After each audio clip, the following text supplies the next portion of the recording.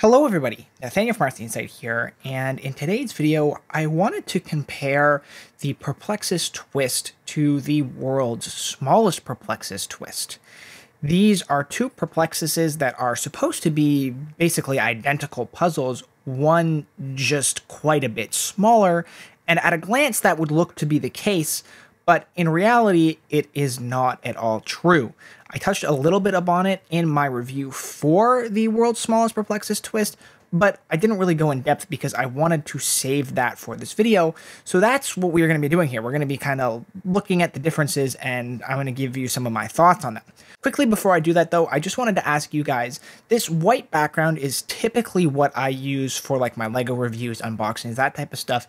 And I actually usually use the natural floor / brown background for my Perplexus videos, and I'm just curious if you guys at all have a preference when it comes to backgrounds for these Perplexus videos. I know a bunch of you watch all of the Perplexus videos, so if you could just comment down below and let me know if you have a preference, the white background that is my studio setup, or just the brown wood floor. I'm very curious to know which you prefer and why. But that is enough of that. Let us jump straight into this video.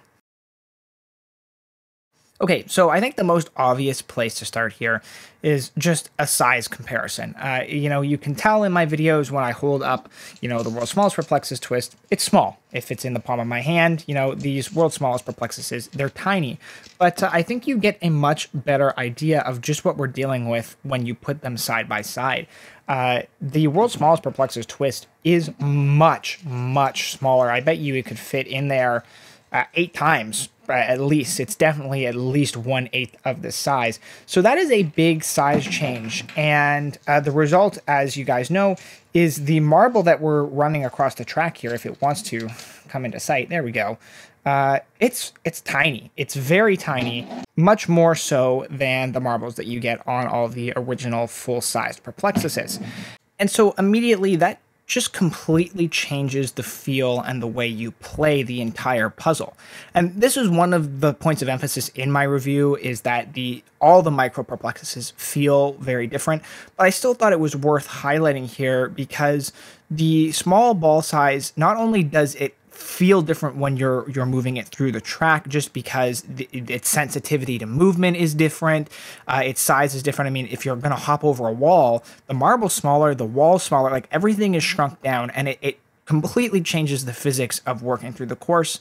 And on the physics note, something I've talked about quite a lot that I really don't like about the smaller ones is you get this sort of static friction that you don't get with the larger marble size that is really prevalent in these small Perplexuses that make them even harder, and not in a good way, because it takes away the fluid natural movement that you get with the bigger Perplexuses and forces you to do more jerky movements that are more prone to error. Some other obvious differences here that I want to point out. The original Perplexus Twist is listed as 1 to 30. The end is at 30 there.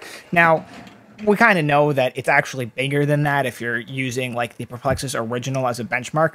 It's very similar in size, maybe not quite that length. I like to say 1 to 70. The world's smallest Perplexus Twist is actually marked at 60 at the end.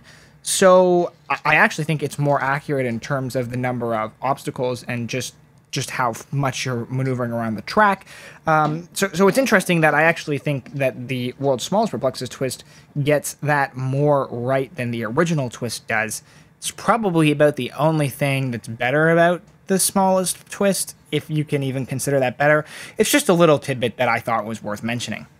Another little interesting tidbit here is the original Twist has 4 checkpoints on the bottom plus the start, and 4 checkpoints on the top, if you will, or I guess the other end here. Both sides where you have knobs have 4 checkpoints on them. And interestingly enough, the smallest Twist, it retains the 4 checkpoints on the red and yellow side where our start is, but it only has 3 checkpoints on the blue side. It has to do with, I'm sure, some of the changes that they made just for logistical reasons that made some of the obstacles and layouts from the original Twist just impossible to remake in this world's smallest Twist. But nevertheless, you do have one less checkpoint, which actually, again, adds to the overall difficulty and I'd argue frustration of the smallest Twist.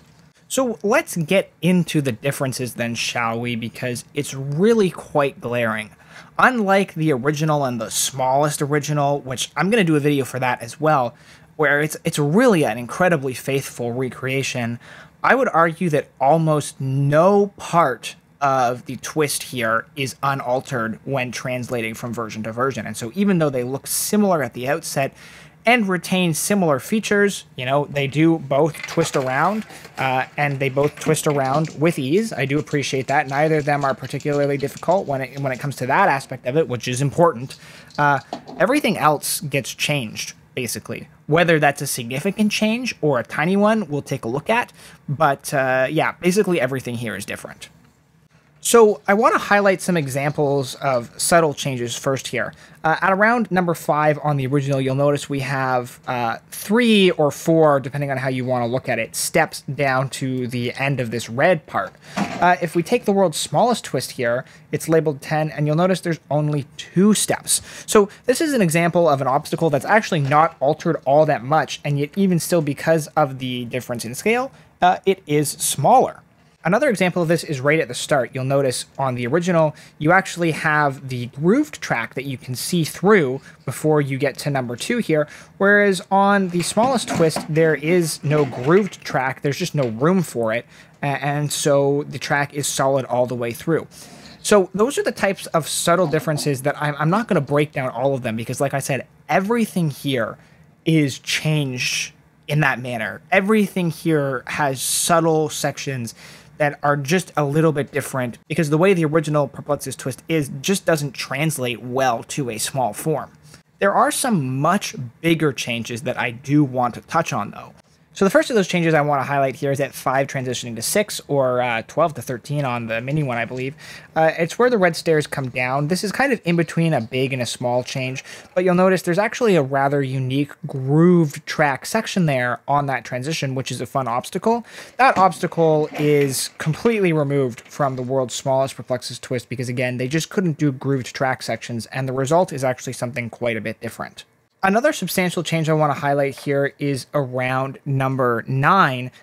It's not actually a big change on paper, but it's a big change in terms of the way the Perplexus plays. This is one of my favorite obstacles in the Perplexus Twist. It's very challenging because you're coming up here to basically a hole or a one-wall section, and you have to carefully maneuver the ball around the outside of the track here so that you don't just fall straight into the hole. It's a great challenge, it's a great obstacle, and it's something that I really like about the Twist. As you would expect, understandably so, that is sacrificed in the Twist. It's gone, there's a wall there, the shape of the track is kept, but the obstacle is completely gone. You just can kind of go through this section like it's nothing, and on one hand I understand why they do it, because I think it would have been way too hard otherwise, but it just goes to show, again, how this doesn't translate very well to the small size.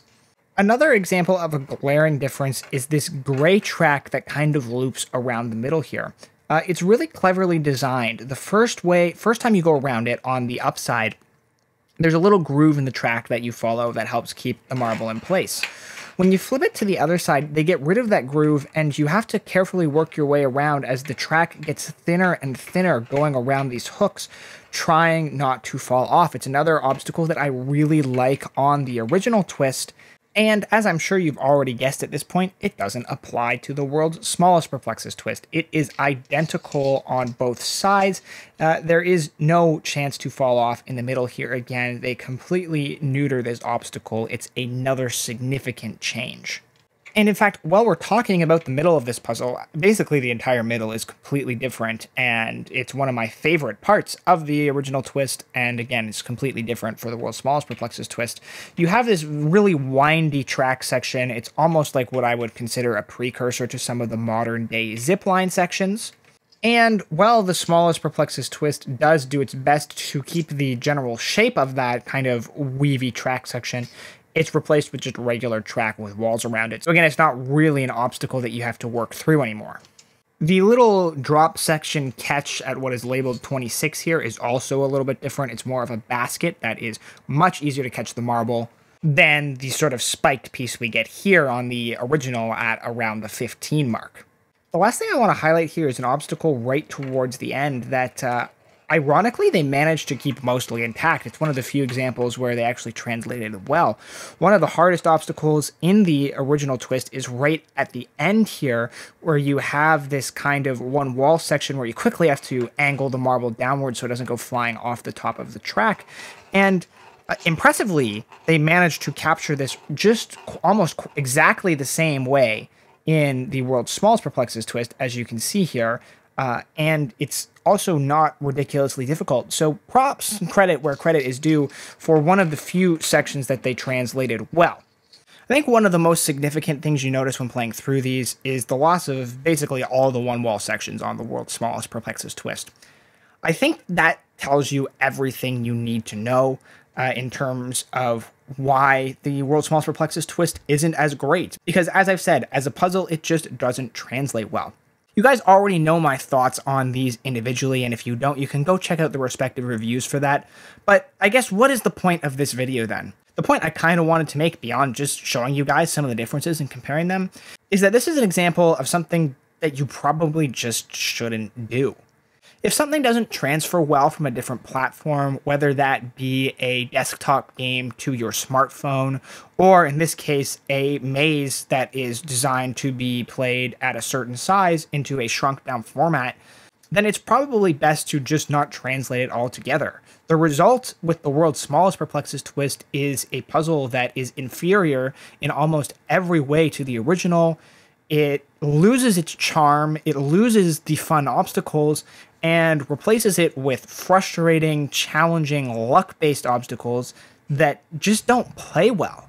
The transitions from one half of the track to the other feel a lot more clumsy and complicated on the world's smallest Perplexus Twist because the margin of error between the two is just so much smaller. I mean, like when you shrink it down that size, the gaps that you need between the track just so that the puzzle can rotate are the same as the size of the gaps that you need in the big one. But everything's smaller, the marble's smaller, and that creates a huge problem because now you've got gaps in the big one that basically don't pose an issue at all. They're just there because they need to be. And with the small one, the marble can literally fall right through them. Like, it just doesn't work. I think this is just a great lesson and example of that and of something that's probably not worth doing. There are many other Perplexuses that you could transfer to a much smaller scale. You know, the keychain Perplexuses actually do just fine.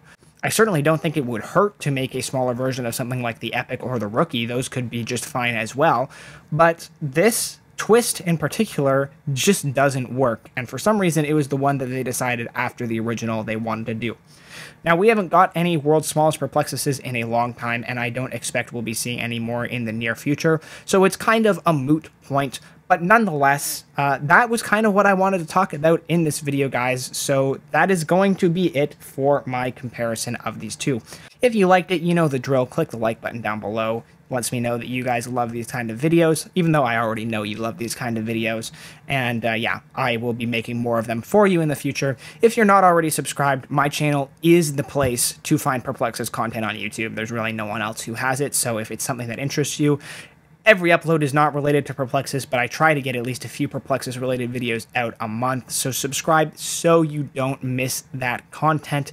And yeah, with all that said, I just want to say thank you guys so much for watching this video, and I will see you all in the next one.